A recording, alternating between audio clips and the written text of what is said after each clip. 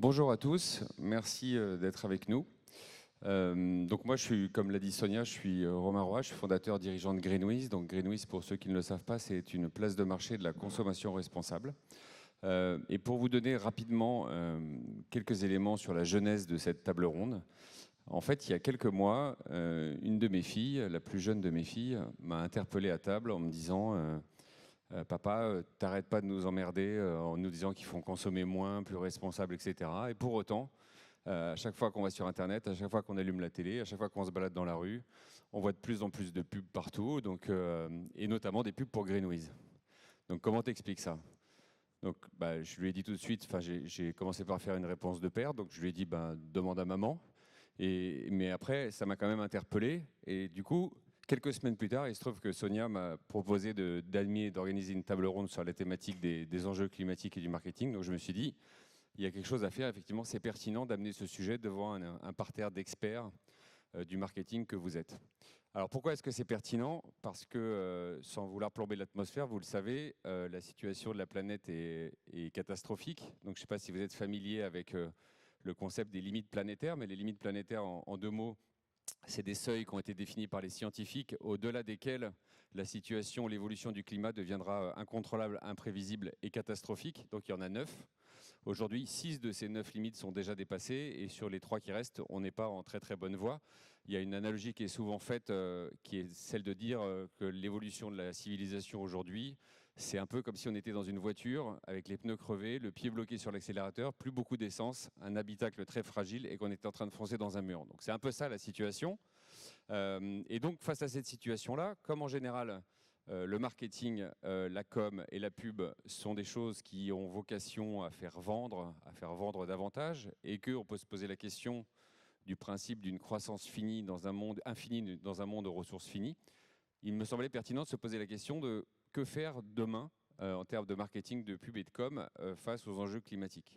Et pour m'aider à répondre à cette question, j'ai donc sollicité 3 merveilleux intervenants que je vais laisser se présenter maintenant avant d'entamer la conversation. En commençant par toi peut-être, Soraya. Bonjour à tous, donc je suis Soraya Deloire, je suis directrice marketing chez Tikamoon. Pour ceux qui ne connaîtraient pas encore qui nous sommes une marque de mobilier en bois massif durable monté. Nous sommes présents dans 7 pays aujourd'hui. On a ouvert 2 boutiques, une boutique à Paris et une boutique à Lille récemment. Et ce qui nous différencie des autres, c'est qu'on fait du meuble monté. Donc chez nous, il n'y a pas de kit, il n'y a pas de MDF non plus. Et on les fait de manière durable. Donc on a envie que nos meubles durent le plus longtemps possible. Et aussi, on essaye de les concevoir de la manière la plus éco-responsable possible. Bonjour à tous, moi je suis Gilles Fichteberg. En fait, je suis un des 3 cofondateurs d'une agence de publicité qui s'appelle Rosa Paris, qui fait partie du groupe Havas. Mais là, je crois que j'interviens plutôt en tant que président de la délégation publicité de la ACC. C'est un syndicat, la ACC, qui gère les agences de publicité, de communication digitale, multi-spécialistes. Voilà, et je suis président d'une délégation en particulier, celle qui a toutes les agences de publicité grand public en France. Bonjour, je suis Gaël Clouzard. Alors, je suis cofondateur de l'agence Détroit. Alors, quand on regarde derrière, c'est un petit peu bordélique, hein. Il est ça, il est ci, et on ne sait pas trop ce qu'il fait. Au final, justement, c'est ce qu'on essaye, nous, c'est d'inventer un nouveau système. Donc je me vois aussi, on nous voit aussi aujourd'hui comme une sorte de système créatif, écosystème créatif et média, où on a à la fois une agence pour nos clients, mais on a essayé justement de mettre les mains dans le cambouis en développant un média pour avoir de l'impact culturel auprès des entreprises, et en même temps un programme de compensation de carbone, Gamers, pour justement avoir un impact structurel, comprendre ce que l'on fait, parce que si on arrive à comprendre ce que l'on fait, on arrive à retranscrire et mieux aider justement les professionnels qui sont en face. Très bien, merci pour ces présentations rapides, comme on s'est mis d'accord sur le fait de le faire rapidement. Donc première question, moi j'ai envie de commencer tout de suite en mettant un peu les pieds dans le plat, avec une question peut-être un petit peu caricaturale, mais qui moi m'intéresse. C'est face aux enjeux climatiques, puisqu'on est dans la caricature, hop, voilà, face aux enjeux climatiques, est-ce qu'aujourd'hui c'est encore moral? Est-ce que c'est encore possible? Est-ce que c'est encore souhaitable de faire de la pub, de la com et du marketing? Gilles, je te propose de répondre en premier. Évidemment. Peut-être avant de répondre à cette question, j'ai une question aussi à mon tour. Est-ce que ta fille, c'est celle qui commande sur Shein? C'est celle qui n'a pas le droit de commander sur Chine, mais qui essaie de le faire, ouais, effectivement. Qui le fait quand même, ok. Écoute, non, non, la pub en soi, c'est si tu veux, aujourd'hui, on met les métiers de la publicité aussi au cœur de ces problématiques-là, et c'est évident qu'on l'est. On est, nous, plutôt aujourd'hui, les agences de publicité, comme en fait, on est des accompagnateurs des marques. En fait, la publicité qu'on voit et les messages qu'on donne à voir aux gens sont des résultantes, en fait, finalement, de cet accompagnement. Donc en fait, évidemment il faut continuer à communiquer sur les marques, surtout voilà, sur ces sujets-là, faire en sorte qu'il y ait une cohérence, il y ait une sincérité dans la communication, ça c'est hyper important. Cet accompagnement, il se fait évidemment au quotidien avec eux sur toutes leurs problématiques, que ce soit sur la marque commerciale comme sur la marque corporate, parce qu'aujourd'hui, ben voilà, cette frontière, elle n'existe plus pour les gens. Donc on essaye, nous, en tant qu'agence de communication, de faire en sorte que les messages exprimés soient cohérents par rapport à une dynamique, par rapport à des intentions, mais surtout des preuves derrière, et que tout ça soit cohérent, logique, compréhensible, et aussi que ça corresponde aux nouveaux usages, aux nouveaux comportements, etc. Donc on est ce trait d'union entre les marques et les consommateurs, les gens, et on essaie de faire en sorte qu'effectivement cette communication elle soit responsable, modérée, intelligente, surprenante, inventive aussi, parce que ça c'est les métiers propres aux agences de publicité, la créativité. Je sais que c'est pas un sujet ici, mais c'est un sujet important pour nous. Toi, Gaël, puisque tu es aussi un fondateur d'agence quelque part de marketing, communication, etc., qu'est-ce que tu en penses de ton point de vue? Parce que ton agence, elle a quand même un positionnement un petit peu différent d'une agence traditionnelle. Alors oui, évidemment, on a le droit encore d'exister, ça c'est sûr, et de pouvoir contribuer au changement et à la transition de notre civilisation, pas uniquement de notre société. C'est un premier point. Moi, je pars du principe qu'on est utile, c'est plus sur l'individu. En fait, avoir une agence, c'est avant tout être créatif. Comme disait David Ogilvy, tout le monde peut avoir un acte de créativité, mais tout le monde ne peut pas être créatif. C'est une manière de penser, c'est une manière de voir le monde et c'est une manière de le narrer. Maintenant, comment on se sert de ce que moi j'estime être pas forcément un don, mais un énorme potentiel et une expertise au service justement des enjeux liés à la transition écologique et humaine, tout simplement. Donc, moi, je me place plutôt de ce côté-là. C'est notre agence, on a essayé de le faire dans ce but-là. C'est-à-dire, ok, on maîtrise les outils, parce qu'au final, on est avec cette capacité à voir le monde différemment, et puis après, au final, on engrange une expertise quand on va dans une agence, quand on va dans une entreprise, etc., parce qu'il n'y a pas de formation spécifique à l'école. Bref, quand il y en a, c'est pas forcément ça. Ça n'engage que moi. Donc voilà. Moi, clairement, on est légitime, on a le droit d'être là et on va servir à quelque chose. J'ai toujours dit, avant d'avoir une agence, j'étais rédacteur en chef d'un média, et j'ai toujours dit que l'industrie de la communication est une des industries les plus puissantes du monde. Elle a cette faculté de pouvoir narrer des histoires, de créer des discours en 30 secondes, en 1 minute, ce que tout le monde ne peut pas faire. Donc, il faut que cette puissance narrative, créative et cette manière de voir le monde, encore une fois, soit utilisée à bon escient. Ok. Et toi, Soraya, parce que là, on parle pas mal de com et de pub. Si on en vient maintenant vraiment au marketing, enfin, tu es directrice marketing de Tikamoon. Moi, perso, j'ai aussi ce genre de problématique.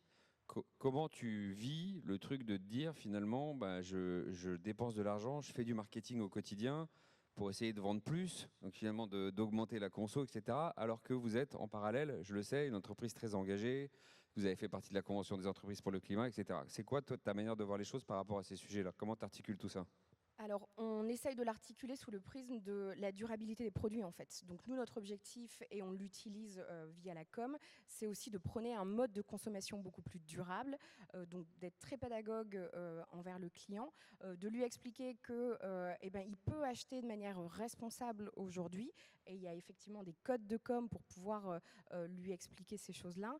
On parle beaucoup de nouveaux récits, par exemple, aujourd'hui. Nous, on a décidé de prendre des engagements assez forts, et pour pouvoir les expliquer et les légitimer, on a l'habitude de dire chez nous des preuves plus que des beaux discours. Donc c'est vrai qu'on a des engagements qui sont très forts et on essaye de le retranscrire, notamment on parle souvent d'un claim qu'on aimerait bien utiliser tel que acheter moins souvent, un peu provocateur à la Don't Buy This Jacket de Patagonia qu'on connaît tous, ou également des axes assez forts en disant disons, voilà, chez nous, on voudrait qu'un buffet fasse... qu'un buffet fasse 4 clients, donc qu'il ait 4 vies potentiellement, et non pas qu'un client utilise ou achète 4 buffets. Donc voilà, on a des axes de com, en fait, c'est vraiment comment je réussis à véhiculer un mode de consommation plus durable compte tenu des enjeux climatiques qu'on peut avoir. Et du coup, avant de rentrer, parce qu'après on va parler, on va essayer de rentrer dans des trucs un peu plus concrets sur comment est-ce que du coup on peut organiser du marketing concrètement plus responsable ou plus conforme aux enjeux climatiques. Mais est-ce que tu vois, quand je t'entends, c'est à toi que je m'adresse, Gilles, quand j'entends Soria, je me dis, est-ce que ça veut dire finalement qu'aujourd'hui le marketing, la com, la pub, ça serait réservé à des gens, à des boîtes qui sont dans des trajectoires de consommation responsable, de consommation durable, etc. Qu'est-ce qu'on fait si aujourd'hui on est une marque, on est un annonceur qui travaille dans un secteur dont on sait que potentiellement ce n'est pas un secteur très contributeur aux enjeux planétaires? Comment on fait? En réalité, c'est une super question parce qu'en réalité, les annonceurs qui sont dans des business models, des structures d'organisation qui sont liées aujourd'hui aux nouvelles problématiques, enfin aux problématiques d'urgence, en fait, c'est assez rare en fait pour nous parce que finalement, nous, on a beaucoup de clients, 80-90% de nos clients. J'allais dire, ce sont des anciennes, sont des belles marques, des marques patrimoniales, mais aussi des anciennes industries, des industries qui ont existé avec un outil de production voilà, qui date d'autres périodes, etc. Et en même temps, ces gens-là, ils ont aussi le droit de communiquer. Ils ont aussi le droit de communiquer pour une simple et bonne raison, c'est que même si, par exemple, changer un outil de production pour une grosse industrie, une grosse entreprise, ça peut prendre plus de temps, ça demande plus d'investissement, de transformer l'outil, ça demande aussi voilà, de l'engagement humain. Il y a aussi en parallèle des transformations qui se font au fil de l'eau, des transformations qui impactent, puisqu'on sait aussi quand même que les grosses transformations positives se feront aussi avec les grosses industries, le gros impact, etc., on va dire national. C'est super qu'une petite start-up elle ait voilà, une vraie equity, une vraie mission, etc. Mais malheureusement, elle s'adresse peut-être qu'à des happy few ou alors à des régions à Paris, alors que les grosses entreprises, industries, elles ont des maillages plus profonds, plus puissants, etc. Donc, nous, on essaye de faire en sorte que, effectivement, c'est très compliqué par rapport à des questions comme le greenwashing, puisque évidemment qu'une entreprise qui par ailleurs pollue, on va dire, communique sur des choses du mix énergétique ou de la décarbonation, etc. C'est vrai qu'il y a une ambivalence, une contradiction qui n'est pas forcément bien comprise, surtout à l'époque des réseaux sociaux où tout va très vite, où chaque tweet est une assertion et c'est pris comme une info. C'est très compliqué de démonter ces mécanismes. En revanche, nous, tout le boulot, c'est de faire en sorte, et je le disais tout à l'heure, de bien comprendre le brief, de bien comprendre la nouvelle dynamique ou une partie de la dynamique de cette entreprise, ses intentions et surtout, encore une fois, ses preuves. Bah là, on commence déjà, c'est pas juste pour t'interrompre la parole que je dis ça, mais on commence déjà à aller sur ce dont on va parler après, c'est-à-dire le comment. Juste pour finir, juste sur ce point de la pertinence, si tu veux, de communiquer, de faire du marketing pour des typologies d'acteurs différentes. Toi, Gaël, est-ce que, par exemple, dans ton métier de tous les jours, est-ce que tu refuses des clients dont tu considères qu'ils ne véhiculent pas les bonnes valeurs ou qu'ils n'ont pas une bonne trajectoire, etc. Comment tu fais, toi, par rapport à ton engagement là-dessus? Oui, alors, ça nous est arrivé une fois. On a refusé un client, un gros client, sur son projet RSE. Parce qu'en fait, ça tenait pas la route. Et deuxièmement, en fait, il traitait très mal l'agence dans les clauses. Et donc, ça nous a posé problème parce que quand on parle de RSE, on peut parler de RSE pour en effet ses clients, son réseau, mais aussi pour ses prestataires. Donc là, ça pose un vrai problème. Donc c'est le seul client vraiment, et on réfléchit à deux fois, parce que c'est quand même des budgets assez conséquents. À un moment donné, on s'est dit, celui-là, on ne peut pas y aller. Donc c'est le seul vraiment qu'on a refusé. Après, derrière, oui, nous, on n'ira jamais voir Total, on n'ira jamais voir des boîtes qui aujourd'hui, certes, travaillent à leur transition, parce qu'en fait, elles font des choses.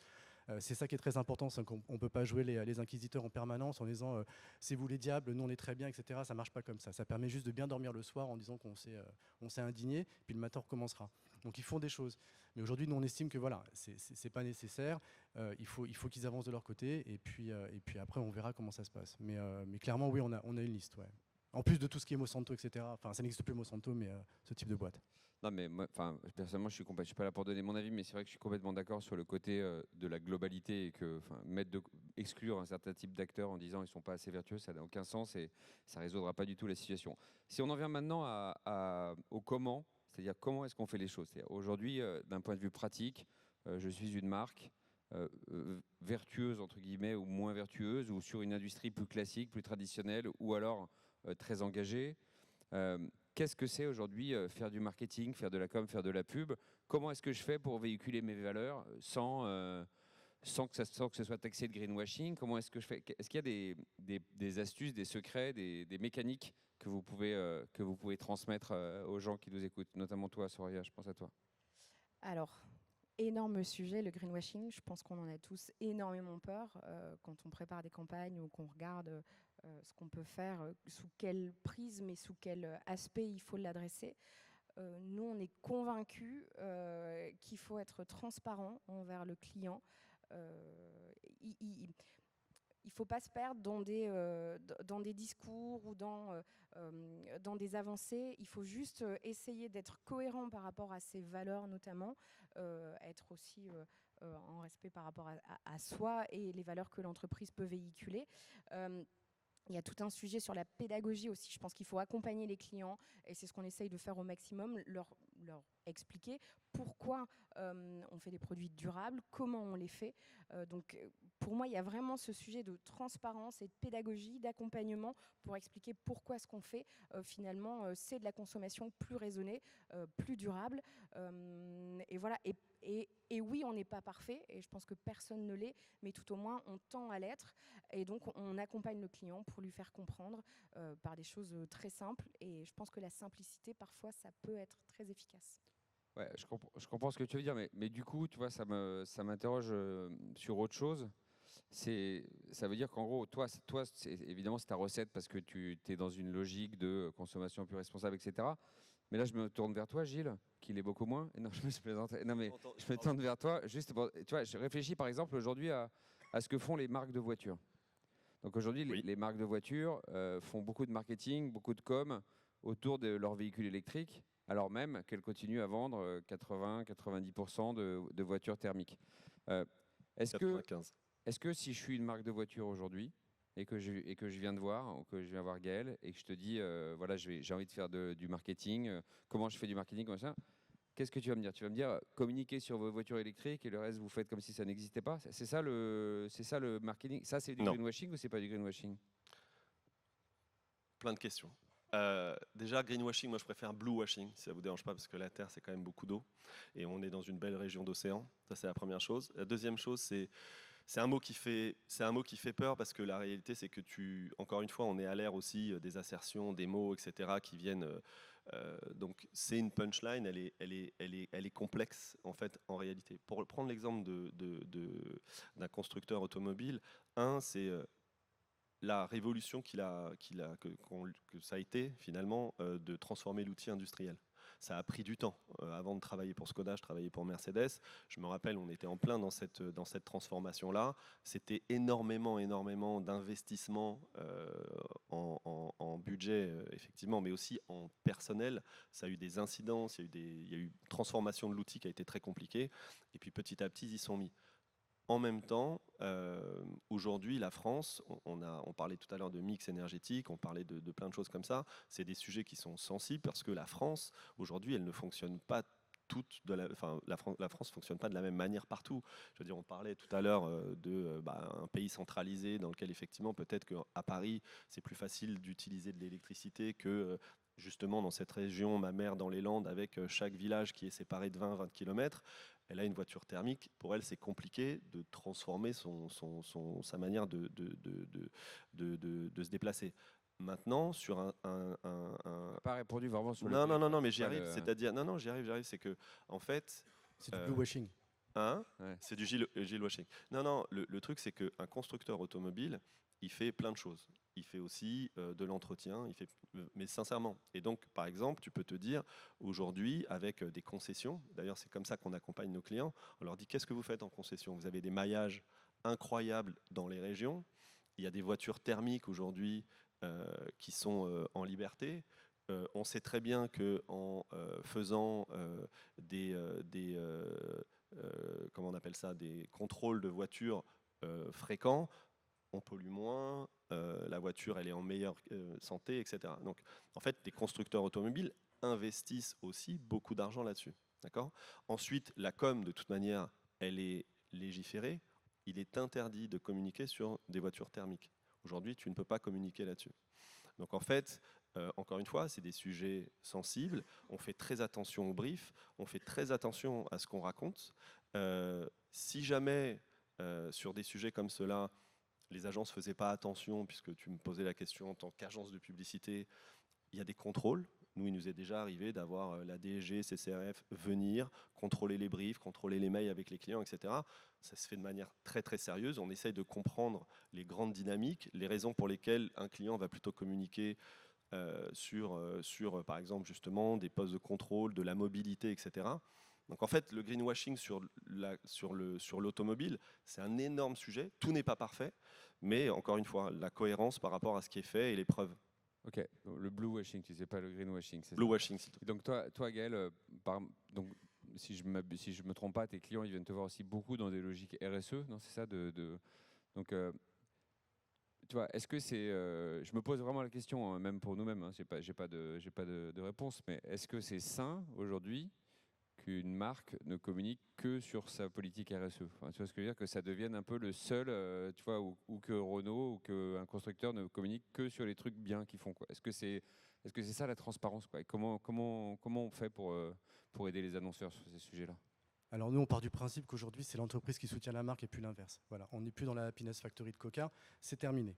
On doit être capable de démontrer ce qu'on fait et si possible ce que l'on fait de bien. Alors évidemment, le greenwashing est très intéressant, mais il a un côté parfois contre-productif parce qu'au final, il resserre le discours qu'une marque ou qu'une entreprise peut avoir. Une entreprise a tellement peur de se faire bâcher qu'elle ne va pas oser dire ce qu'elle fait de bien, de peur de se faire d'être accusée de greenwashing. Et dans ce cas-là, on rentre dans un autre concept qui s'appelle le green hushing, c'est-à-dire le grand silence des entreprises. On arrive au final à se dire que mais en fait personne ne bouge, personne ne fait rien. C'est entièrement faux. On le sait tous, on est des entrepreneurs, ça bouge pas assez vite parce qu'il y a une urgence qui est flagrante, mais ça bouge. Je reviens sur Renault, c'est très intéressant. L'année dernière, on a fait la CEC, la Convention des entreprises pour le climat. Donc on s'est engagé pour comprendre, essayer de voir comment on pouvait trouver une nouvelle forme d'entreprise.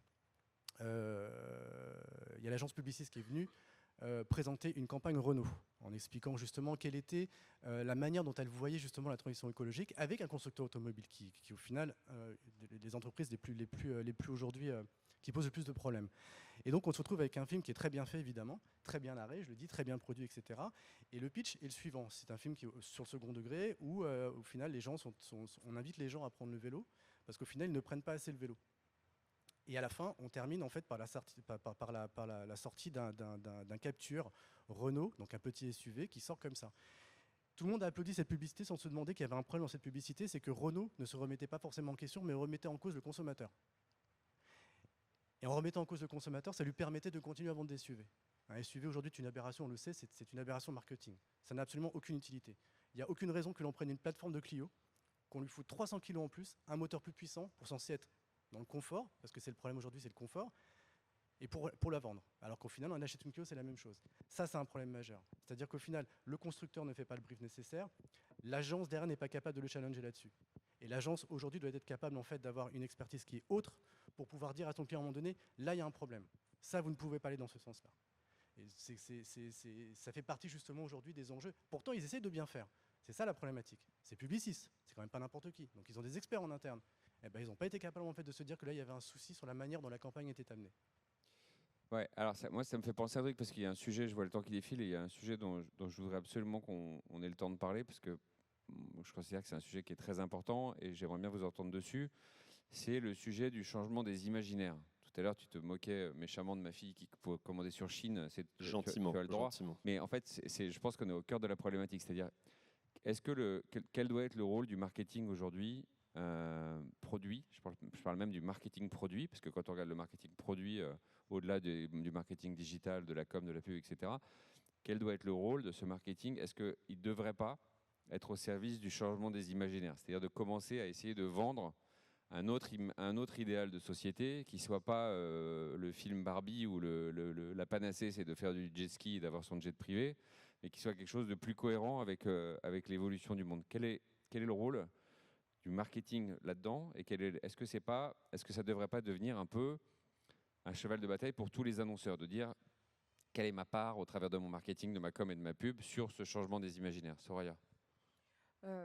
Complètement. Alors nous, c'est un peu particulier, effectivement, comme vous l'avez compris, puisqu'on fait des produits durables.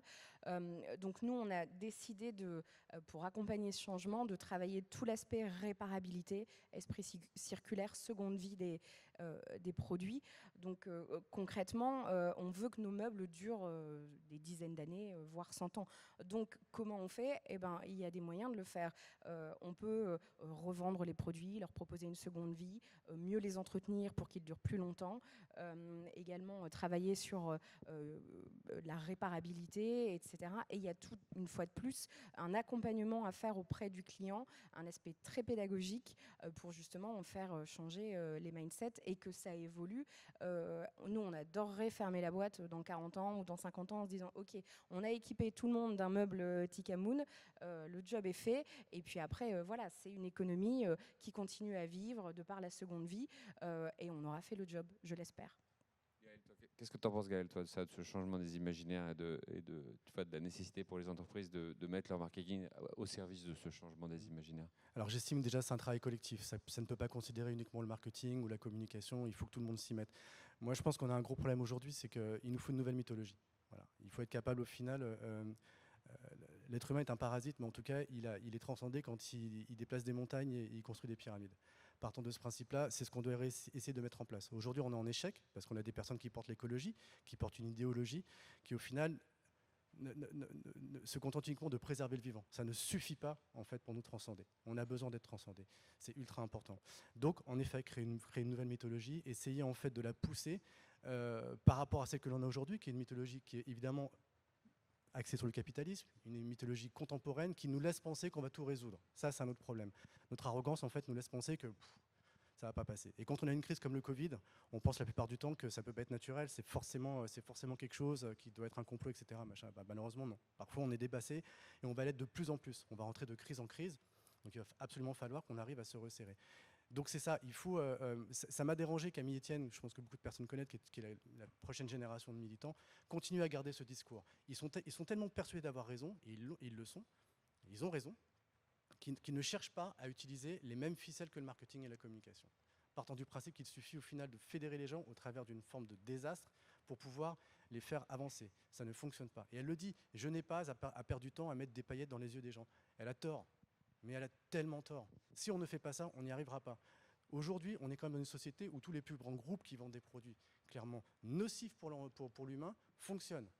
Ils font des milliards, ces gens-là, parce qu'ils ont compris quels étaient les principaux tuyaux de communication, les principaux messages et le principal discours. Il faut utiliser la même chose et construire une nouvelle mythologie.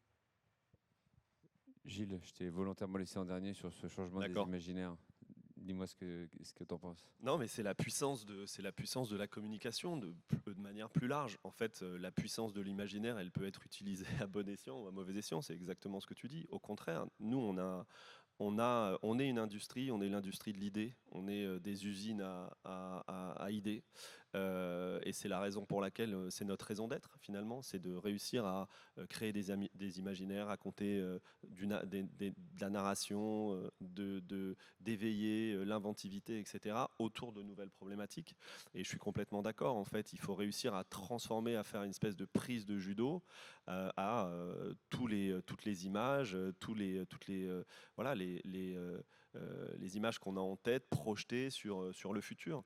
On en parlait tout à l'heure, j'ai bien aimé la phrase, oui, c'est la capacité à mettre l'environnement, l'écologie, toutes ces problématiques au cœur de finalement tous les moyens de communication, pas simplement en marketing, mais même, j'allais dire, en politique. Aujourd'hui, il n'y a aucun programme politique, en tout cas mainstream large, des grands partis, où l'écologie est le premier critère. Donc, de toute manière, tant qu'on n'aura pas cette dynamique profonde, transverse de société, chacun va faire ce qu'il peut, c'est-à-dire, je voulais te mettre la petite image du petit oiseau pour éteindre ton feu de planète en disant, mais pourquoi le petit oiseau, il met une goutte dans son bec parce qu'il fait sa part. Et ça, c'est une notion, tout le monde doit faire sa part. Et aujourd'hui, les agences de publicité, on essaye au maximum de participer à cette transformation. Ok, donc il nous reste 45 secondes, donc je voulais juste vous demander à chacun en quelques mots, comment vous nous voyez dans 15 ans? Dans 10, 15 ans, qu'est-ce que ça sera devenu le marketing, la com? Il va falloir être très bref chacun, vous avez 15 secondes. Où on en sera? Est-ce qu'on sera exactement ce qu'aujourd'hui? Est-ce qu'on sera dans un marketing contraint où tout sera interdit ou quasiment? Comment vous voyez les choses? Alors j'espère que l'état d'esprit aura changé et qu'on sera plutôt sur des problématiques de OK, on est sur des modes de consommation très primaires et donc on n'aura plus du tout les mêmes enjeux et j'espère qu'on arrêtera les sujets autour de la climato-sceptie, etc. et qu'on sera plutôt sur du concret et de l'accompagnement. Gilles, 15 secondes, je sais que c'est 15 dur. secondes, non, mais je pense qu'il faudra légiférer, mais moi je pense que c'est plus sur les réseaux sociaux qu'il va falloir légiférer, pour qu'on arrête justement toutes ces fausses infos, ces assertions, etc., qui plombent complètement les bonnes dynamiques. Ce sera pareil mais en mieux en fait. C'est-à-dire qu'on va progresser, on va garder, je pense que c'est compliqué de tout changer du jour au lendemain. Il faut légiférer, c'est très important. Il y a une loi climat et résilience qui est sortie, il faut absolument en prendre connaissance pour toutes les entreprises. La ACC qui nous fédère un petit peu, enfin j'en suis pas mais je les connais bien, ils ont justement ce contrat climat qui a été mis en place, tous les agents sont censés les signer. Quand on signe ce contrat, on a tout de suite en fait plus ou moins une marche à suivre, on a quelque chose à faire et ça concerne toutes les entreprises. Parce qu'aujourd'hui on est dans un événement dont l'empreinte numérique aussi est assez importante, il faut aussi le prendre en compte. Pas l'événement, hein, les acteurs je parle. Donc, et ça c'est aussi quelque chose qu'on doit prendre en compte. Donc au final, on va progresser, j'espère qu'on va progresser assez vite pour vraiment changer les choses. Merci. Ben voilà, on est arrivé au bout de cette table ronde. Merci beaucoup. Je vous propose d'applaudir nos 3 intervenants.